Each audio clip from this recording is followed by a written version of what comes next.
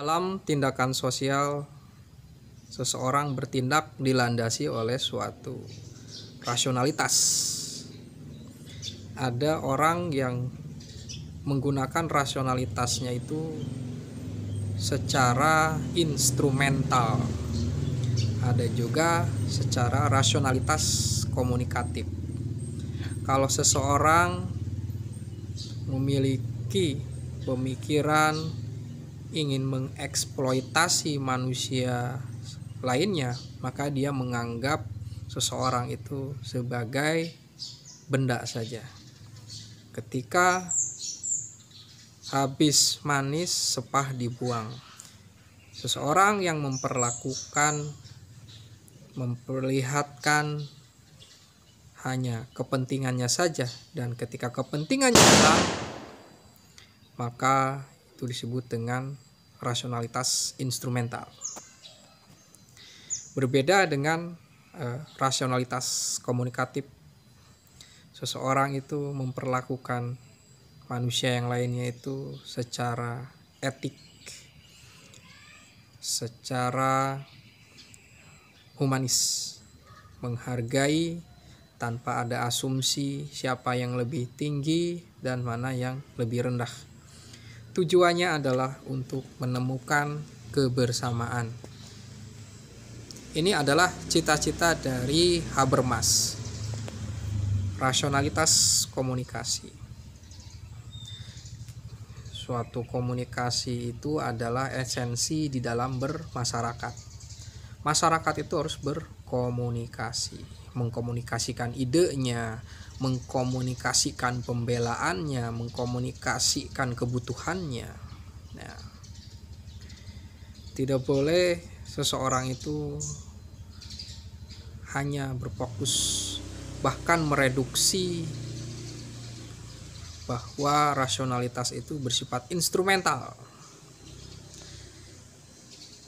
Rasionalitas yang mengeksploitasi, habis manis sepah dibuang. Dan biasanya kita temui di dalam dunia politik. Rakyat memilih para calon legislatif atau memilih pemimpin nasional, kadang-kadang dianggap hanya pas perlunya saja gitu kan. Tetapi Jokowi tidak. Dia turun ke lapangan, dia turun ke masyarakat, saling berbagi, menguatkan, tidak membodohi, tidak merasa dirinya pintar. Itu adalah sesuatu yang bersifat etis. Sesuatu yang tidak memperlakukan manusia yang lain lebih rendah gitu kan. Itulah disebut dengan rasionalitas komunikatif. Nah, Jokowi demikian, maka Ganjar pun harus itu. Dia harus berkomunikasi secara etis atau rasionalitas komunikatif, tidak boleh mengeksploitasi, tidak boleh habis manis sepah dibuang, tidak boleh mempunyai pandangan yang sempit, pandangan yang hanya satu kotak, tidak boleh memiliki pandangan hanya demi satu kepentingan oligarki atau kepentingan para pemodal saja. Nah, dari itu maka Ganjar harus memiliki, menjalankan aktivitasnya dengan logika yang benar, juga suatu paradigma